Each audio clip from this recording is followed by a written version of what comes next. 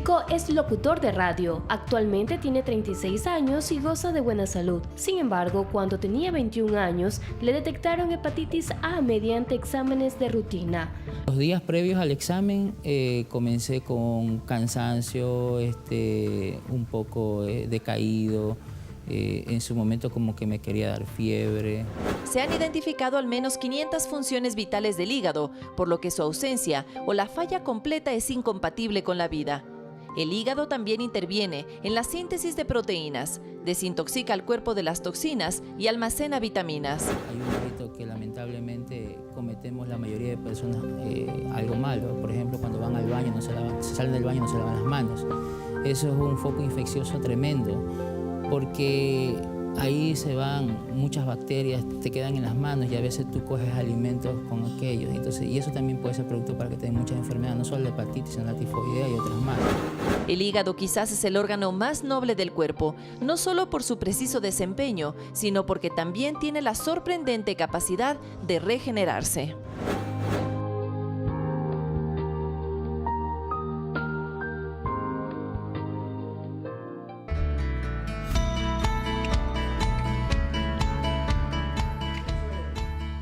Hola, muy buenas tardes. Muchísimas gracias a todos ustedes por acompañarnos en esta nueva semana, este nuevo lunes 22 de mayo.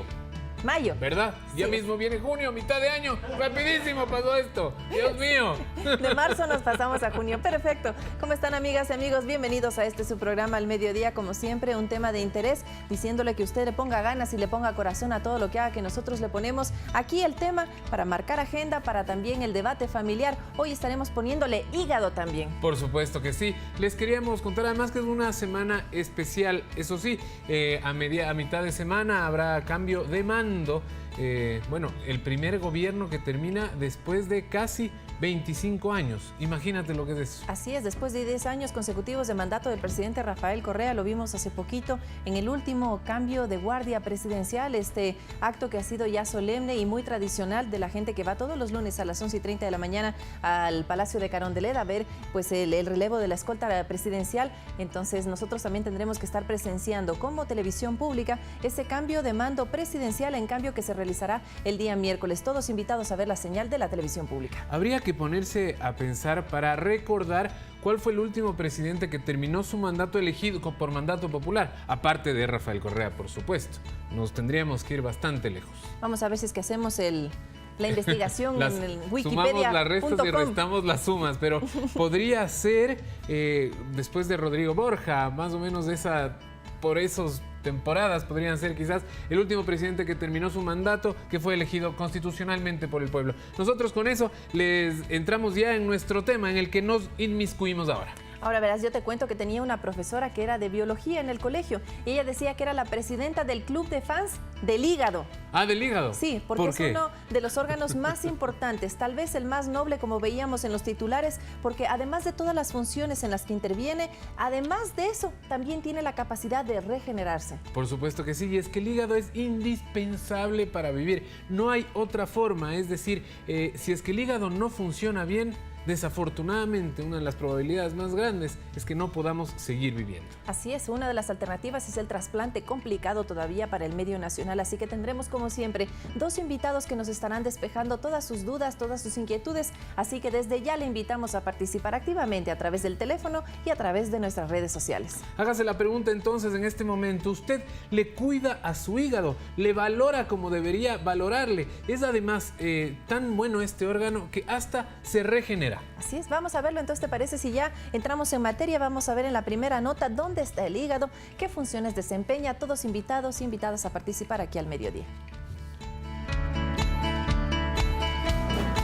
El hígado humano tiene un peso aproximado de 1.500 gramos y está situado en la parte superior derecha del abdomen, por debajo del diafragma. Contiene aproximadamente una pinta de la sangre total del cuerpo en todo momento. Consta de dos lóbulos principales que se conectan al conducto hepático común que finalmente transporta la bilis hacia la vesícula biliar y la primera parte del intestino delgado. Esta secreción es esencial para la digestión de las grasas, uno de los roles principales del órgano, pero no el único. se han identificado al menos 500 funciones vitales del hígado, por lo que su ausencia o la falla completa es incompatible con la vida. El hígado también interviene en la síntesis de proteínas, desintoxica al cuerpo de las toxinas y almacena vitaminas.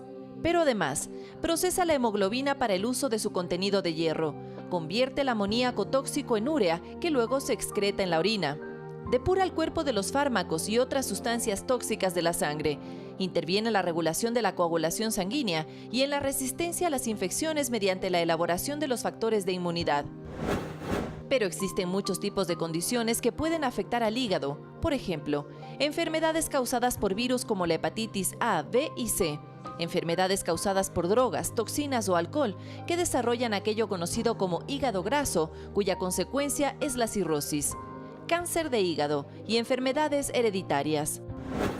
Los síntomas de la enfermedad hepática pueden variar, pero a menudo incluyen hinchazón del abdomen y las piernas, la salida espontánea de moretones, cambios en el color de las heces y la orina, así como piel y ojos amarillentos por el exceso de la bilirrubina.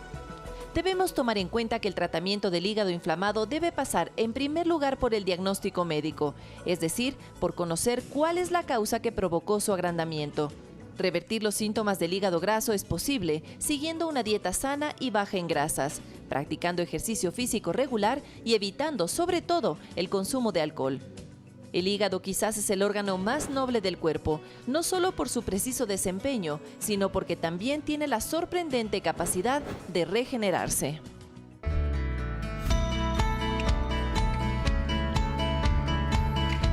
12 de la tarde con 7 minutos, un breve panorama, algunas indicaciones básicas de lo que es el hígado y de dónde se encuentra, pero queremos conocer un poco más sobre este órgano y también preguntarle a usted si lo está cuidando adecuadamente. Como siempre tenemos dos expertos que nos acompañan para despejar todas esas dudas y todas esas preguntas que tanto ustedes como nosotros aquí con Arturo tenemos. Muchísimas gracias al doctor Jason Abarca, él es líder de gastroenterología del Hospital Eugenio Espejo. Como siempre, bienvenido y gracias por estar aquí. Gracias, y nos acompaña también el doctor Enrique Carrera. Él es hepatólogo, con quienes estaremos dialogando en breves minutos, pero antes tenemos que abrir el contacto ciudadano. Por supuesto que sí, porque como siempre son ustedes los invitados más importantes para este programa. 3970-822 y 3970-813. Las líneas ya abiertas. Además, a través de Facebook también nos pueden escribir cualquiera de sus inquietudes o, si prefiere, a través de Twitter con el hashtag o numeral al mediodía. Estamos aquí para responder cualquiera de sus inquietudes. Importantísimo el tema de hoy, el hígado. ¿Qué es lo que hace por nosotros? ¿Por qué es tan indispensable para que nosotros vivamos? Y esa quizás podría ser la primera pregunta, Vane. Y por favor, doctor, ¿por qué el hígado es tan indispensable para nosotros? Bueno, el hígado es una especie de fábrica, una central en donde se fabrican muchas sustancias que ayudan al funcionamiento del organismo.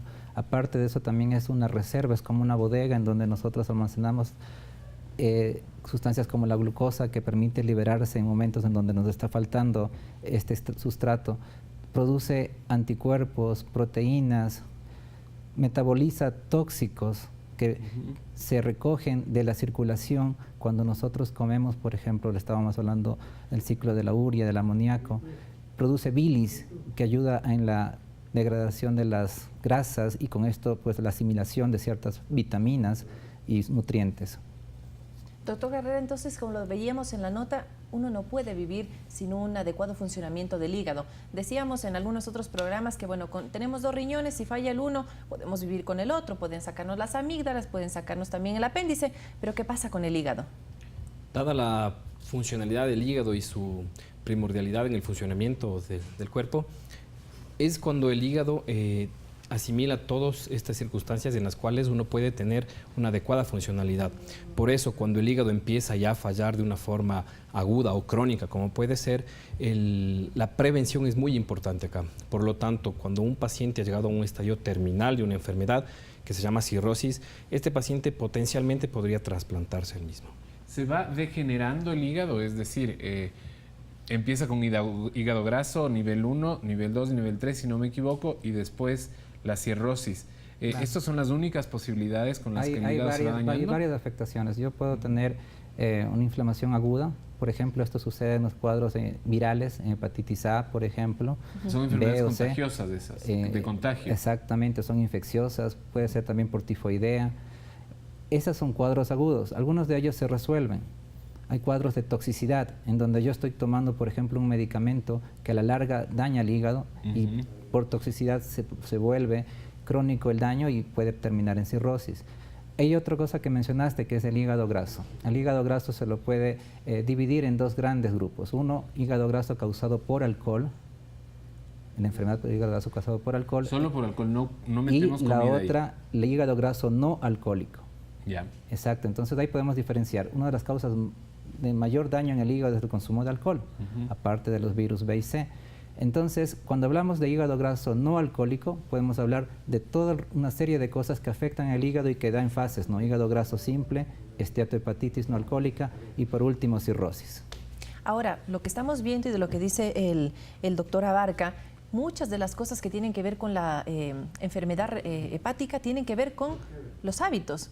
Uno de esos es el alcoholismo. ¿Qué le hace al hígado el alcohol? Tomando en cuenta de que una de las funciones importantísimas de este órgano es la degradación de las grasas o es la intervención en la manipulación de las grasas que ingerimos. Lo que pasa es que el alcohol es un tóxico. Entonces, ocasiona que en el hígado las células hepáticas se saturen de este proceso. Entonces, el consumo grande, en grandes cantidades, digámoslo así, hace que el hígado se vaya lesionando poco a poco. Más o menos, para que ustedes puedan entender, el consumo diario de alcohol en un paciente hace que el hígado se afecte. Más o menos nosotros, para descartar que sea un hígado graso no por alcohol, el paciente debería consumir menos de 40 gramos de alcohol al día en los varones y 30 en las mujeres. El tema de los tomadores sociales, por así decirlo, que dicen, bueno, es una vez por semana, pero no se toman una copa, sino muchísimo más allá. Esto un poco va sumando estas cifras que usted nos da. Claro, más o menos para que tengas una idea. Por ejemplo, si alguien dice, yo tomo socialmente, pero en ese social se toma dos litros de whisky, obviamente hay que hacer la relación, ¿no? Una bebida alcohólica de 40 grados alcohólicos significa que son 40 gramos por cada 100 cc que se está tomando. Entonces, si se toma gran cantidad, así no sea que tome a diario, pues esa cantidad suma el peso. Y eso es lo que a la final, a la larga, va a dañar. Vamos a ver más adelante también en qué momento empieza a dar síntomas o signos de que ya hay alguna afectación a nivel hepático. Lo veremos más adelante. Primero queremos saludar a nuestra primera llamada de la semana. Ella es Mayra Jumbo y nos llama desde Santa Rosa. Mayra, muy buenas tardes. Hola amiga, buenas tardes. ¿Cómo está? Le escuchamos. Verá, una amiga mía sabe mi caso y me recomendó ver este canal que iba a salir un programa sobre el hígado. En realidad con mi esposo hemos pasado, Dios mío, días horribles que no sabíamos qué hacer, pensábamos que me iba a morir, pensábamos que tenía hasta un cáncer, pero gracias a Dios nos dijeron que no es un cáncer, pero es algo grave, pero todo a tiempo delicado. Entonces a mí me mandaron a hacer ecografía y una tomografía que se llama TAC y me salió que tengo un quiste hidratídico hepático de 20 centímetros. Entonces los doctores en sí se sorprendieron y les dio, creo que, preocupación porque son casos raros. Entonces yo pasé, fue un consultorio aparte en realidad, y ella me aconsejó que no vaya a clínicas, una porque no tengo el económico, y otra porque como es un caso delicado, tiene que ser precisamente hospitalario, con un hepatólogo. Y esa doctora me ayudó bastantísimo, gracias a ella, me ayudó a ingresar a lo que es el Ministerio de Salud del hospital de acá de la ciudad de Santa Rosa, provincia del Oro, y el doctor de ahí me dio el pase para la ciudad de Quito, para un hepatólogo.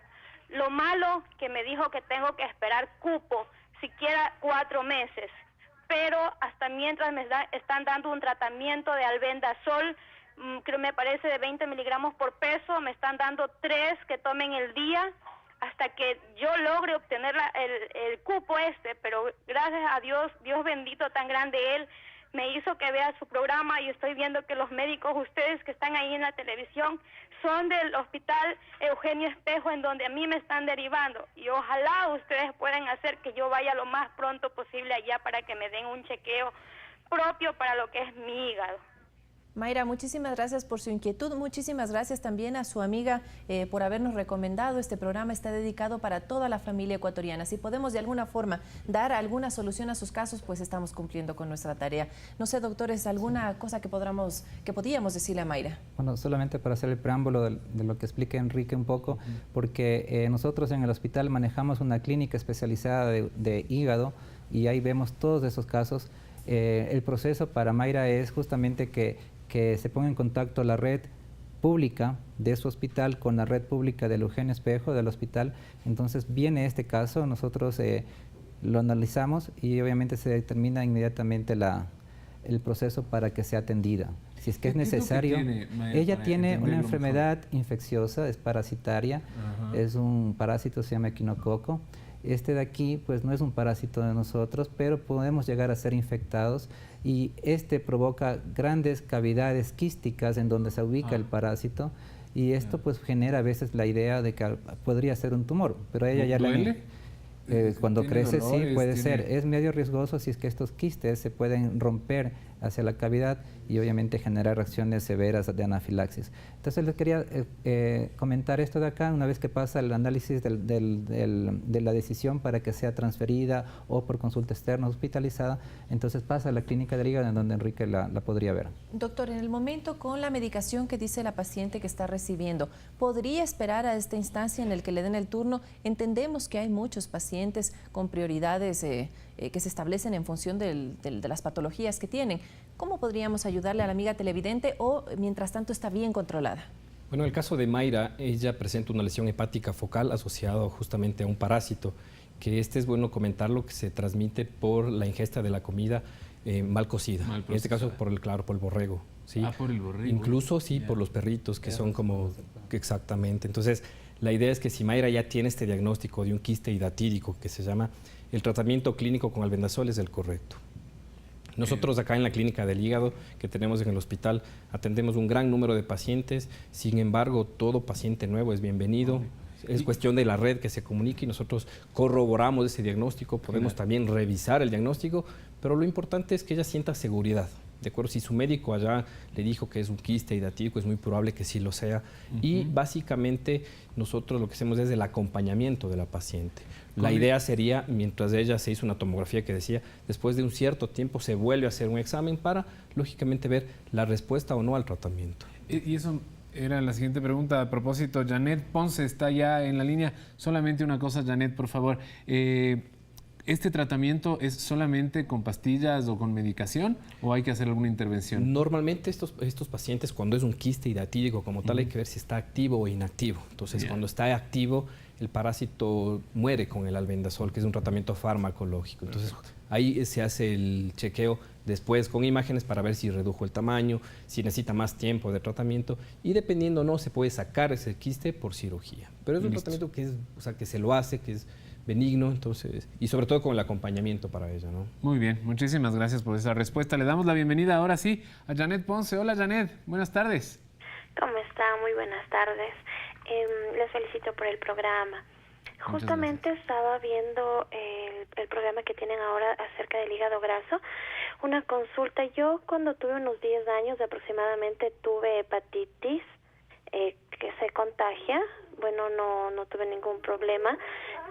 Mantuve lo que es los ojos amarillos y los ojos amarillos los tengo hasta ahora. No sé si es que eso significa que sigo mal con el hígado.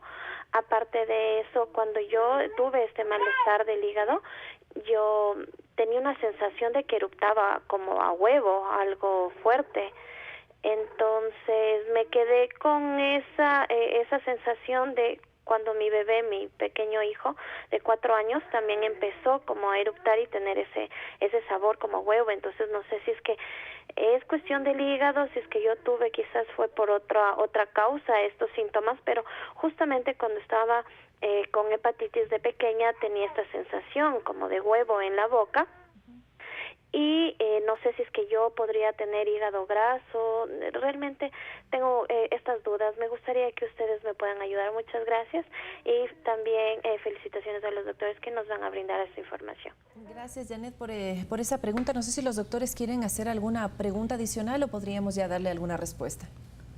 Bueno, yo creo que podríamos, ¿no es cierto? ¿Sí? Ok, muchísimas gracias, Janet. Le pedimos que esté atenta a la respuesta de los expertos. Doctora Abarca. Bueno, es muy probable que ella haya tenido una de las hepatitis muy comunes en nuestro medio, que es la hepatitis por virus A. Esta de aquí es una infección viral que se produce justamente por consumo de alimentos que tengan la infección, las partículas virales. Este tipo de virus A no causa enfermedad crónica en el hígado. Una vez que yo tuve la enfermedad aguda y se resuelve, nos deja inmunidad para siempre, es decir, no me vuelvo a infectar por virus A en la vida. Y la mayoría de las infecciones pasan en la niñez. La mayoría. ¿El hígado no queda afectado de El alguna hígado manera? no queda afectado, no hay cronicidad por virus A. Entonces, no hay mayor riesgo. No le predispone a hígado graso, ni a cirrosis, ni a cáncer de hígado. Ahora, cuando hay la enfermedad, cuando hay la hepatitis, yo les decía que la bilis pues, justamente se produce en el hígado para la digestión de las grasas, pues muchas veces existe una disfunción y una intolerancia a esto, de tal manera que puede haber tenido asociado algún grado de dispepsia, de mala digestión, y eso puede ser parte de esos eructos que ella tiene y que obviamente pues le está molestando y que puede repetirse en cualquier momento, no solamente cuando tenga virus A, infección por virus A, ¿no? Ahora, el tener hígado graso no, la manera de poder diagnosticarlo es justamente parte de exámenes de imagen, como una ecografía simple, con estudios simples de laboratorio para ver enzimas hepáticas, y con esto empieza el camino, ¿sí? Ahora hablemos justamente de eso, de la sintomatología, como para no llegar a una fase muy aguda. La amiga televidente dice, ¿cómo sé que yo tengo hígado graso? Para no llegar a la parte de la imagen, ¿qué otros síntomas se pueden presentar? Bueno, en realidad con el hígado graso hay que ver qué factores de riesgo tiene cada paciente para poder desarrollarlo, ¿sí? Lastimosamente estamos en un medio generalizado en el cual el hígado graso lo tiene todo el mundo, ¿sí? Entonces nuestra obligación como médicos y transmitir eso a la gente es que hay que ver qué factor tiene cada uno individualizado.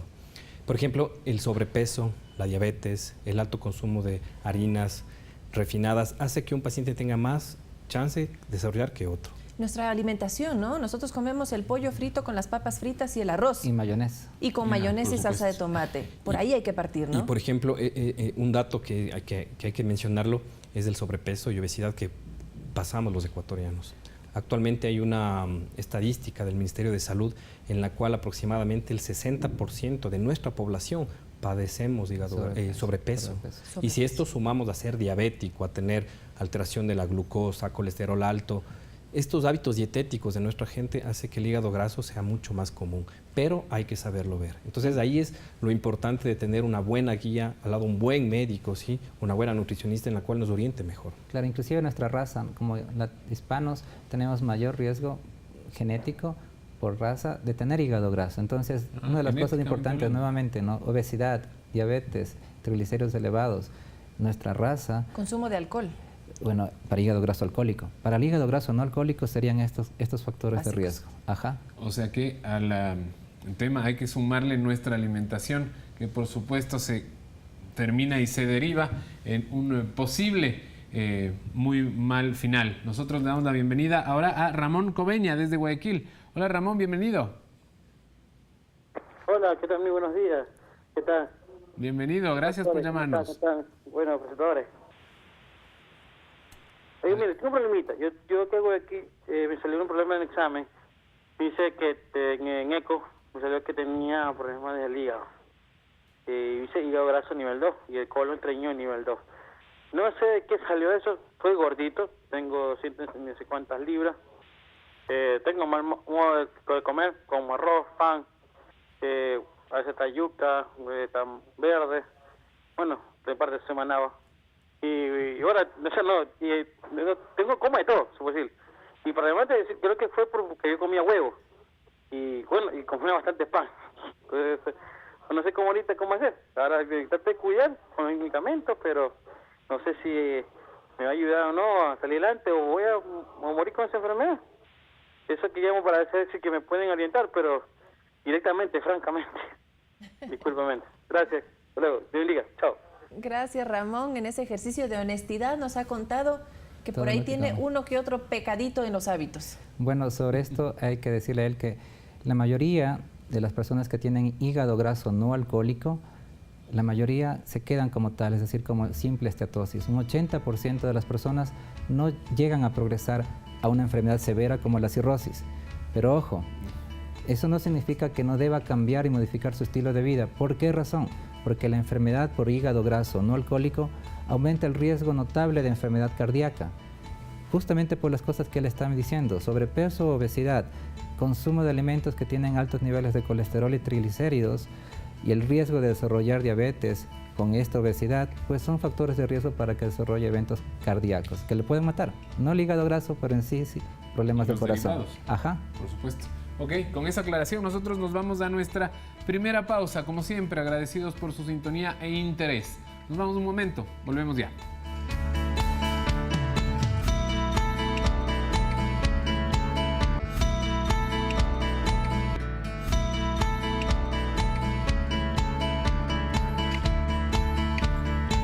Estamos de regreso ya con su programa Al Mediodía. Estamos hablando del riñón, de la prevención de las enfermedades, pero también de las enfermedades que están asociadas a este, tal vez el órgano más noble que tiene el cuerpo humano. Tenemos una pregunta que llega desde Facebook. Primero, un saludo. Pedro Cochancela nos dice, un saludo, está bueno el programa. Muchísimas gracias a usted por seguirnos a través de esta red social. Y María Fernanda Ponce nos dice, ¿cómo se altera la función del hígado sin la vesícula? Buen programa como siempre. Muchísimas gracias, María Fernanda. Hay gente a la que sí le sacan la vesícula. ¿Qué pasa con estos pacientes después?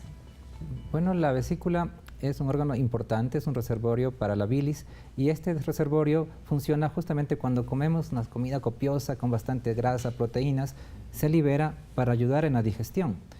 Cuando no hay vesícula, no existe ese reservorio, entonces lo que sucede es que el cuerpo se tiene que ir adaptando progresivamente, pues quizás ya no comerá en grandes cantidades mucha grasa, mucha proteína, y poco a poco sufre esa adaptación, porque muchos millones de personas en el mundo están sin vesícula. Exactamente. Están sin vesícula y lo logran hacer, ¿no es cierto? Puede haber algo de reflujo biliar a veces, es decir, parte de la bilis que se está continuamente evacuando hacia el duodeno, puede regresarse al estómago y en algunas ocasiones molestar, ¿no? Porque la bilis normalmente debe ir hacia el intestino y salir en el colon, pero cuando se regresa al estómago puede molestar y ahí quizás hay algunas molestias con dispepsia. ¿Pero a esta persona o a estas personas le sacaron la vesícula por alguna razón en especial también asociada a los hábitos o es algún tipo de predisposición genética? Normalmente cuando se hace una cirugía de vesícula es porque el paciente tiene cálculos o tiene pólipos. Entonces, en ese momento es un factor de riesgo justamente para desarrollar las complicaciones de esta enfermedad. Entonces, ahí es mejor cuando de forma preventiva, muchas veces se saca la vesícula o cuando ya ha desarrollado alguna complicación, como es tener una pancreatitis, por ejemplo, asociado a litos en la vesícula o cálculos. Ok, le damos la bienvenida ahora a Alexandra, quien nos llama desde Montecristi, Manabí. Hola Alexandra, buenas tardes. Buenas tardes. Bienvenida. Yo llamaba porque tengo un bebé de 1 año y 5 meses, entonces a él al año le hicieron un examen de sangre hepático, entonces me le salió que tenía el hígado un poco inflamado.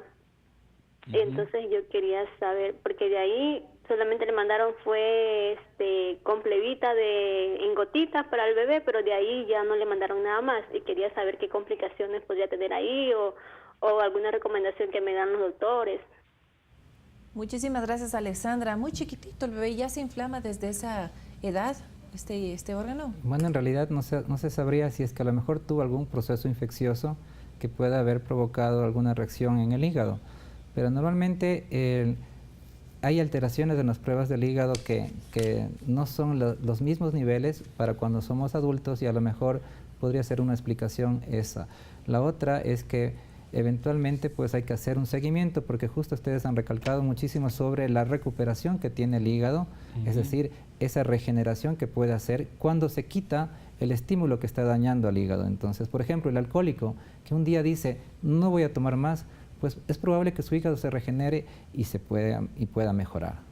Así es. Esto pasa en algunos órganos nada más. Queríamos en este momento enseñarles la historia también de quien sufrió hepatitis A, pero en este caso no fue alcohólico, sino que le pasó algo que nos podría pasar mucho a los ecuatorianos, que es no comer y no tener la asepsia debida el momento de ir a la mesa. Veamos. Luis Pilco es locutor de radio. Actualmente tiene 36 años y goza de buena salud. Sin embargo, cuando tenía 21 años, le detectaron hepatitis A mediante exámenes de rutina. Los días previos al examen comencé con cansancio, un poco decaído, en su momento como que me quería dar fiebre y por una compañera y amiga en ese entonces que del trabajo, ella me hizo ver algo adicional. Me dice, oye, Luis, tienes los ojos amarillos. Y digo, no. Entonces me fui a ver al espejo y verdad, tenía amarillo. Luis estuvo internado en el hospital 10 días, donde le pusieron sueros y fue sometido a una dieta estricta. Luego de eso me mandaron la recuperación 30 días más.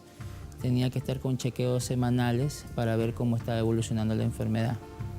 La hepatitis es la hinchazón e inflamación del hígado que puede ser causada por virus, bacterias o parásitos. Hay un hábito que lamentablemente cometemos la mayoría de personas, algo malo. Por ejemplo, cuando van al baño, salen del baño y no se lavan las manos.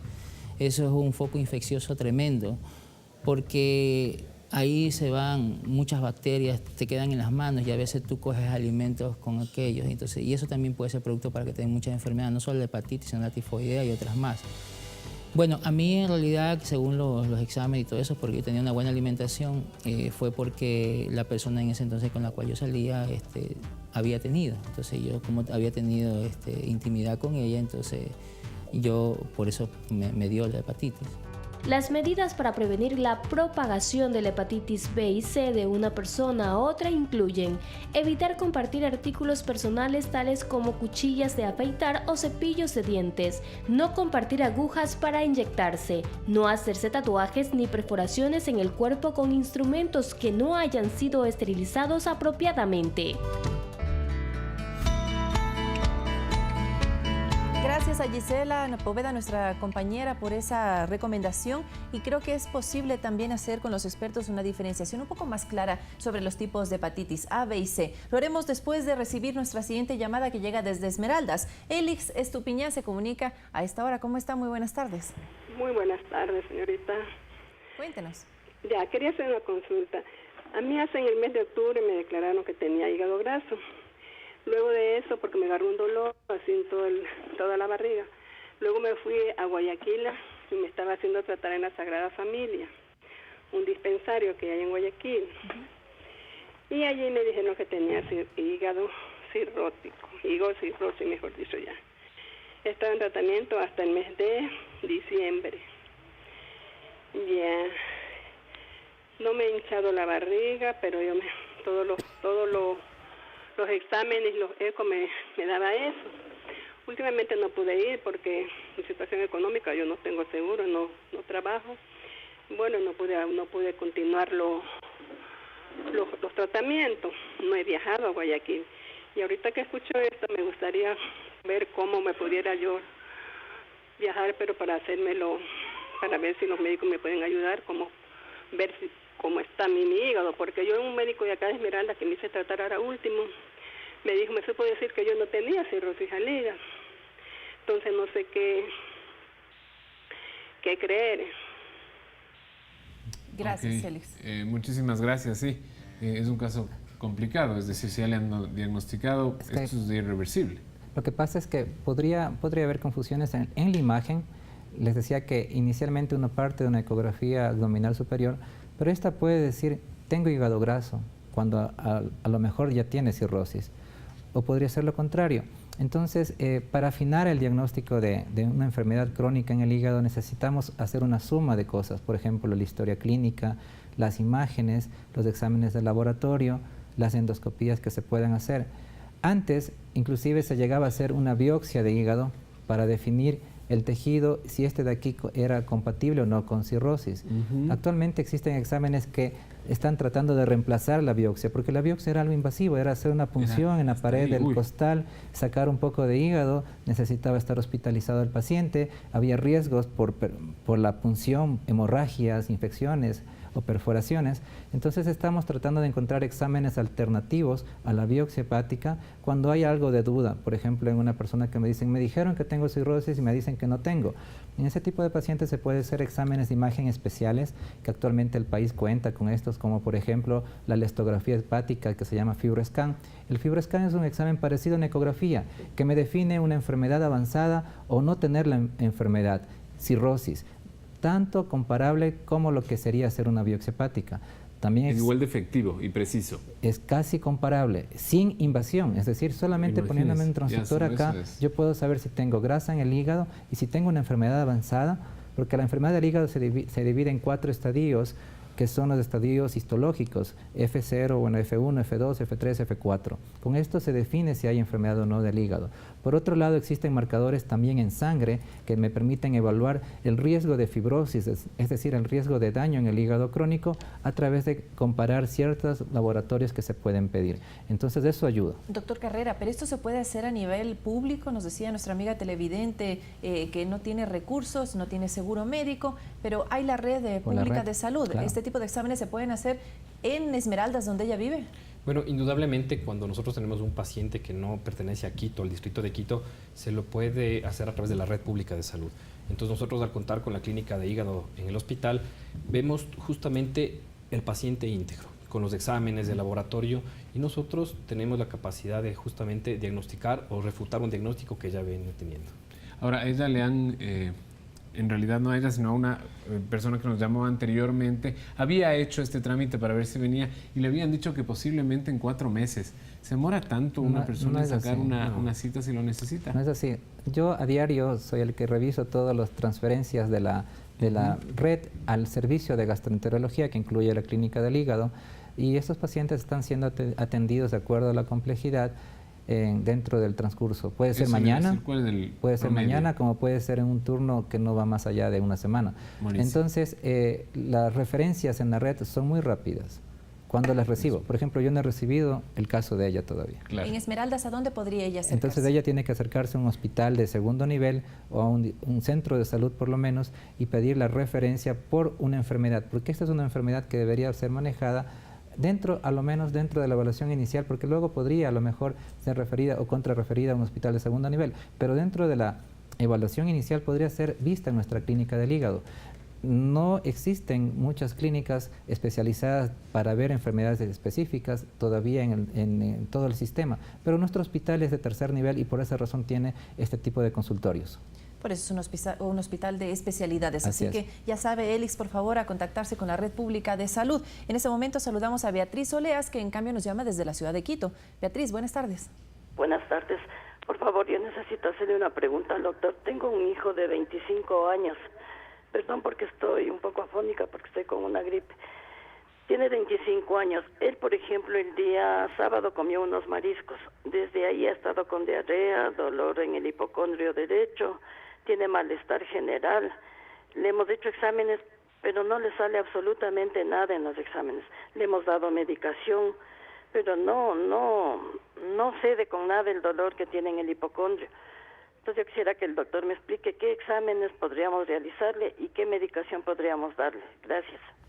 Gracias a usted, como Enrique siempre. Es el experto del hipocondrio. Bueno, estimada Beatriz, probablemente lo que le haya pasado a su hijo es que la ingesta de mariscos causó este malestar digestivo, ocasionando diarrea. Entonces el estudio debería hacerse más por ese lado. Al tener dolor en el hipocondrio derecho, es decir, debajo de la costilla derecha, la idea es que al buscar patología hepática nosotros tenemos que usar un examen de imagen, que en este caso debería ser una ecografía, para justamente lo que hablábamos de la vesícula. Cuando esta da problemas suele dar dolor. Entonces un eco bien hecho nos visualiza bien la vesícula y el hígado. Y algo que es muy importante que nuestra población tiene que empezar a exigir a los médicos es que hagan el hepatograma. El hepatograma son enzimas del hígado que uno los puede detectar en sangre y justamente es como la radiografía para saber cómo funciona el hígado. Muchas veces nosotros vemos pacientes que tienen alteración de las transaminasas de forma crónica. Y ahí es cuando viene el estudio. ¿Cuánto cuesta uno de estos estudios de hepatograma? En realidad es algo menos de $10 cada enzima. Y eso podría hacerse con la misma biometría hemática. Exactamente, o sea, en el mismo momento. ¿Y por qué no piden esto cotidianamente? Pues si tenemos tanta incidencia de hígado graso, sería como parte de la rutina, podría ser, ¿no? Lo que pasa es que hasta cierto punto el médico de familia, el médico internista lo hace, pero lo piden cosas muy puntuales, AST, ALT, que son parte de las enzimas. Pero la parte hepática se mide con varios exámenes.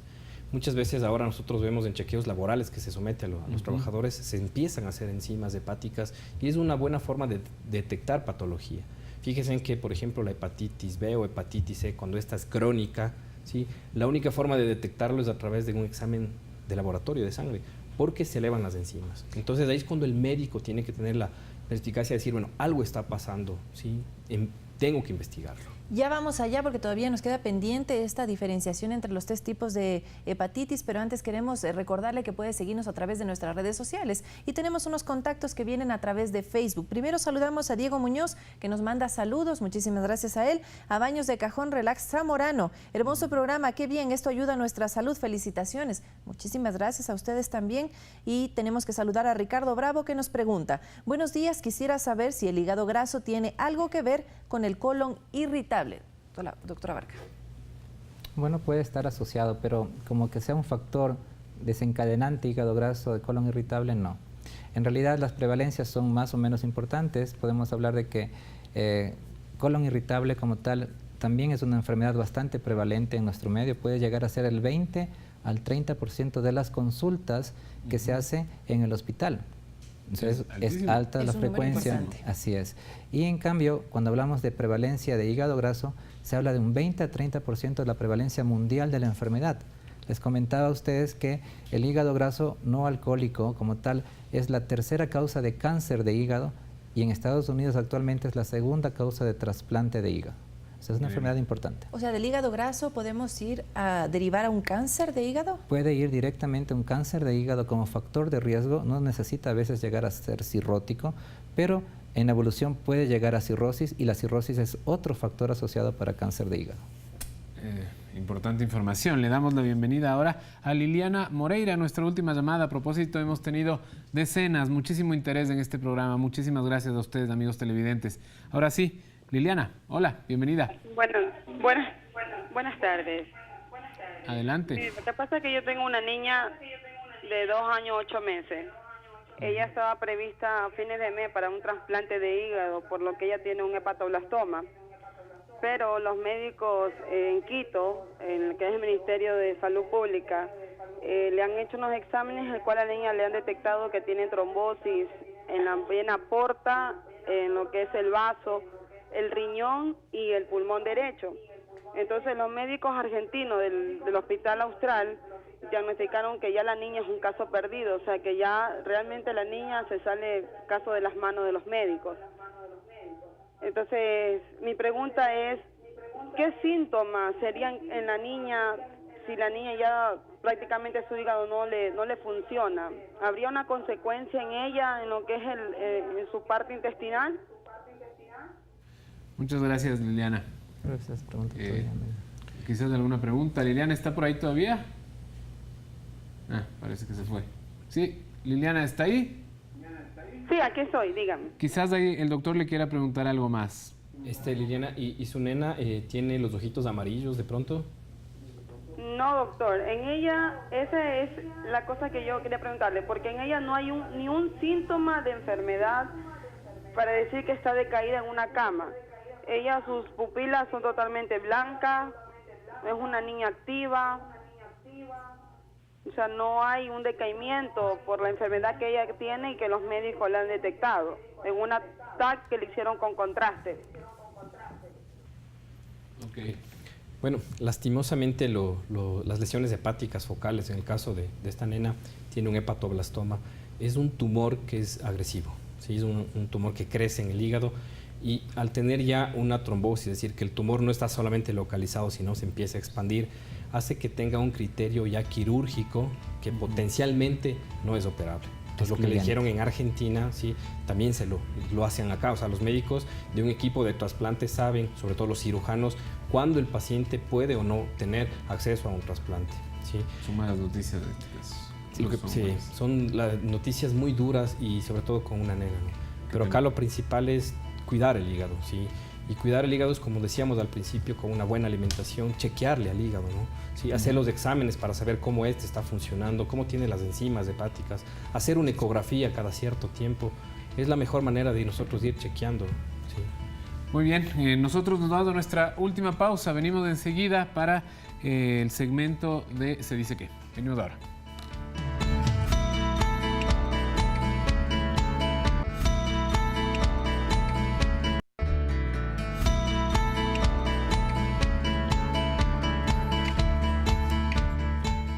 Cuando son exactamente las 12:51, nosotros seguimos aquí en su programa Al Mediodía, hablando del hígado, este importantísimo, fundamental órgano del ser humano. Nuestro segmento Se Dice Qué acaba de empezar entonces. Doctor, me ayuda con el primero de la tarde. Listo. Vamos a poner la primera claqueta que nos dice: ¿no existe curación para la hepatitis C? No, es falso.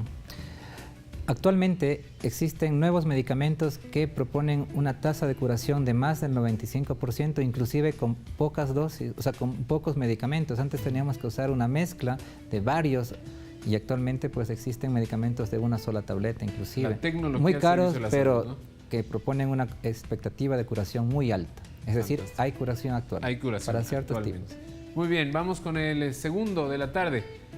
No puedo tomar alcohol si tengo problemas del hígado. Una recomendación más que Totalmente es una recomendación. Si estamos hablando justamente del hígado y sus bondades, el alcohol es un tóxico. Si sumamos, por ejemplo, el paciente hígado graso y que tome alcohol, es el combo perfecto para desarrollar mucho más una hepatopatía crónica. Estamos hablando hace un momento de cuánto es lo sugerido, cuánto a partir de eso ya no se debe tomar. Pero en vasos, por ejemplo, para que la gente se vaya dando cuenta, ¿cuántos vasos de algo uno puede tomarse sin que haya daños y cada cuánto tiempo? Lo que pasa es que lastimosamente el alcohol es un vehículo social, ¿sí? En nuestro medio está muy arraigado, incluso en toda América. Y para la Organización Mundial de la Salud, el paciente que consume más de 80 gramos de alcohol al día por durante 10 años puede tener justamente un problema de fibrosis y cirrosis. Para que nosotros entendamos, hablábamos de que no es lo mismo el alcohol de bebidas blancas como el whisky o la cerveza, que tienen diferente grado de alcohol. Más o menos se dice que una botella de vino al día, es decir, 4 vasos aproximadamente, serían el efecto tóxico real para un paciente varón. En la mujer baja porque tienen menos masa muscular. Ok, muy bien. Vamos con nuestro tercer Se Dice Qué de la tarde. Si se me pelan las manos, ¿tengo problemas en el hígado? Es muy arraigado esa noción, ¿verdad? pero probablemente no sea. Puede haber muchas otras enfermedades que causen lo mismo, desde enfermedades de la piel, enfermedades renales, las dermatitis por contacto, por ejemplo, las enfermatitis profesionales de ciertas personas que utilizan sustancias o químicos que pueden provocar daño. No necesariamente. Entonces, no necesariamente es eso. Muy bien, nuestro último Se Dice Qué de la tarde nos propone: se dice que los dolores abdominales son señal de problemas en el hígado. ¿Dónde duele cuando duele el hígado? Bueno, el hígado, cuando realmente es la causa de un dolor, es debajo de la costilla derecha, que es el hipocondrio. O sea, aquí, debajo de la en costilla. esta parte de acá, exactamente. más o menos. Si es que- Entonces, si hablábamos del hígado graso, lastimosamente no da síntomas, no da molestias, no duele. Es ahí cuando hay que hacer estudios como lo que hablábamos de hacer una ecografía, una elastografía, el fibroscan. Muy bien. Tenemos una pregunta que viene desde Facebook. Paul Roche nos dice: ¿pueden explicar el tratamiento del absceso hepático amebiano? ¿En qué momento o cómo se sabría que el tratamiento está mejorando y qué diagnóstico tendría? ¿En cuánto tiempo? Él está tomando metronidazol. Bueno, el absceso hepático amebiano es otra afectación aguda, es provocado por la ameba histolítica. Bien. Y este de aquí genera un desarrollo de pus, una colección de pus dentro del hígado. Esto de aquí, por lo general, el tratamiento es el indicado, metronidazol. Causa mucho dolor, un dolor importante porque expande la cápsula del hígado, causa fiebre, sudoración, Y estos son antibióticos. estos son los síntomas que tiene, y entonces el metronidazol es un antiparasitario que va dirigido contra la ameba para evitar que ésta siga expandiéndose, y uno espera la mejoría cuando baja la fiebre, mejora el dolor. ¿Cuánto dura? A veces, hasta 14 días más o menos. A veces es necesario hacer drenajes de esta colección, como les decía, puede sobreinfectarse a veces por bacterias, y a veces es necesario evacuar cuando más que todo es un tamaño importante o están localizados en ciertas áreas de peligro. Pero por lo general la respuesta es buena, y con el tratamiento pues uno va valorando cada día su evolución. Nos quedan menos de 5 minutos de programa. Hemos planteado ya esta diferenciación entre la hepatitis A, B y C. Doctor Carrera, brevemente, ¿cómo podemos decírselo a la ciudadanía? Bueno, la hepatitis A tiene una alta prevalencia en nuestro medio. Más del 80% de la gente adulta ha tenido contacto con el mismo, y es muy importante las medidas dietéticas para prevenir contagiarse. Por eso es importante que si usted no ha tenido hepatitis A o su madre le dice que no ha tenido, es hacerse un examen para saber si tiene como una vacuna interna para no desarrollar justamente hepatitis A. El tema de hepatitis B y C en nuestro medio hay. Tenemos más B que hepatitis C, y esta se transmite básicamente por contacto de sangre, pinchazos o conductas sexuales de riesgo. Por eso también es muy importante, si el paciente no ha tenido contacto con este virus y no se ha vacunado, hacerse un examen y poder llegar a tener la vacuna. ¿La vacuna está disponible a nivel público, Ministerio de Salud o la red nacional?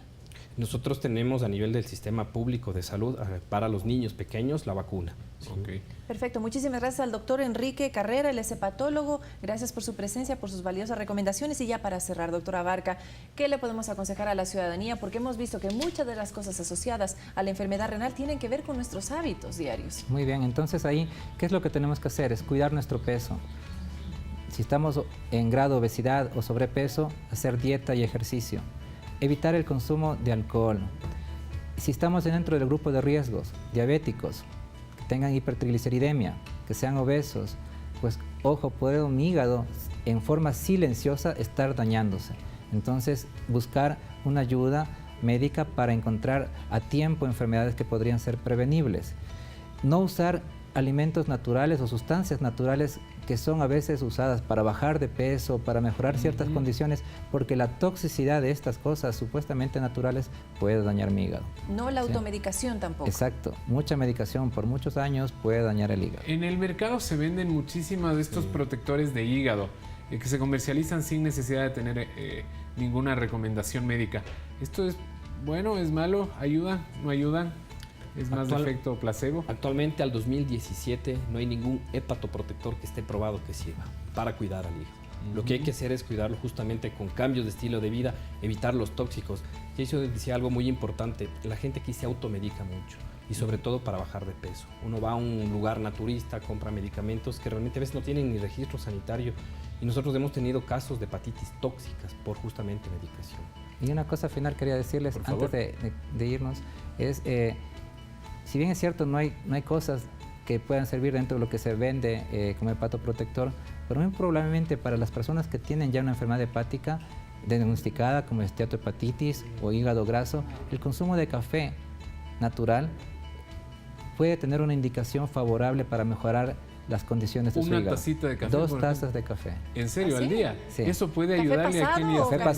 Café pasado. Oiga, qué interesante ese tip, más o menos. Doctores, muchísimas gracias por su presencia aquí. Les invitaremos nuevamente porque creo que, y como lo hemos visto en algunas otras oportunidades, es bueno estarle recordando a la población este tipo de hábitos que tienen que ser cambiados por el bien de su hígado.